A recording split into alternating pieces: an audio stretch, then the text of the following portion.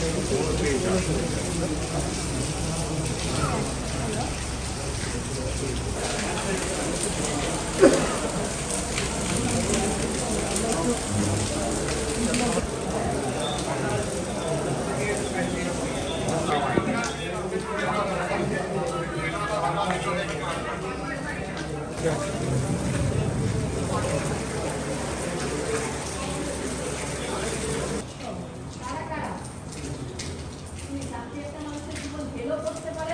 করতে করতে একদিন মারা যাবো হুট করে না, আমি দাঁড়াই কথা বলতেছি এই মুহূর্তে আমি মারা যেতে পারি, কোনো গ্যারান্টি আছে? মানে এমন ব্যবস্থা থাকে যে আমি খুব শর্ট টাইমে আপনাদের করে দিতে পারবো, যদি বলতে পারেন আমার সাথে শেয়ার করতে পারেন। আচ্ছা কিছু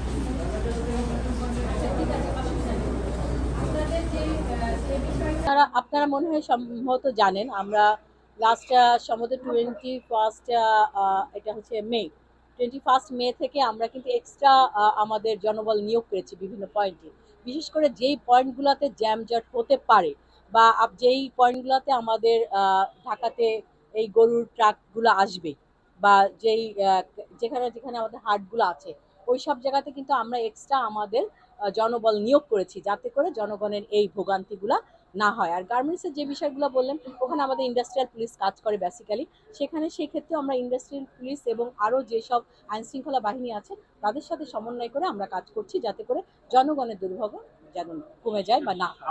আপনি যে স্পেসিফিক বললেন, আসলে মাদকের ব্যাপারে সরকার যেমন জিরো টলারেন্স ঘোষণা করেছে, আমরা বাংলাদেশ পুলিশও কিন্তু জিরো টলারেন্সের মধ্যে আছি, কারণ রাষ্ট্র যেটা চাবে আর রাষ্ট্র জনগণের জন্যই আমরা সবসময় কাজ করি, এটাও আমাদের রেগুলার। আপনি যদি আমাদের ঢাকা জেলার নিউজগুলো দেখেন, আমরা প্রতিদিনই কিন্তু পর্যাপ্ত পরিমাণে মাদক উদ্ধার এবং মাদকের সাথে যারা জড়িত তাদেরকেও কিন্তু আমরা অ্যারেস্ট করছি। আপনারা সম্প্রতি সাভারেও দেখেছেন সেই বিষয়গুলো, আমরা কিন্তু কাজ করছি। অলরেডি 2-3 দিন আগেও আমরা কিছু মাদকের ব্যবসায়ীদেরকে অ্যারেস্ট করতে, গ্রেপ্তার করতে সক্ষম হয়েছি। তো আপনি যে পয়েন্ট বলছেন অবশ্যই আমরা এটা নোটে নিচ্ছি। যদি এমন কিছু ঘটে থাকে তাহলে সংশ্লিষ্ট যারা আছেন, বিশেষ করে ওসি সাহেব, আমি আপনাকে বলছি অবশ্যই এই বিষয়টা, উনি যে স্পটের কথা বললো যে মাদক সেবীরা হয়তো যদি থাকে আমাদের আসলে আপনাকে, আপনার ঘরের মধ্যে যদি মাদক সেবী দরজা আটকায় মাদক সেবন করে, আমি তো আপনার ঘরে ঢোকার রাইটস আমার নাই। তো এই জন্য স্কুল কর্তৃপক্ষ যারা আছে, আপনারা কাইন্ডলি স্কুল কর্তৃপক্ষের সাথে কথা বলবেন যে এই ধরনের মাদক সেবীরা কিভাবে স্কুল প্রেমিসেসের ভিতরে রাত্রি যাপন করে। ঠিক আছে, এইটা আসলে অথরিটিকেও দায় নিতে হবে। সেই সাথে আপনাদের মাধ্যমে আবারও এক কথা, কমিউনিটি যদি সচেতন হয়, আমাদেরকে ইনফরমেশন দেয়, তাহলে আমরা অবশ্যই এই ধরনের মাদক ব্যবসায়ী, মাদক সেবনকারী বা এই চক্রকে আমরা এদেরকে আমরা গ্রেপ্তার করতে সক্ষম।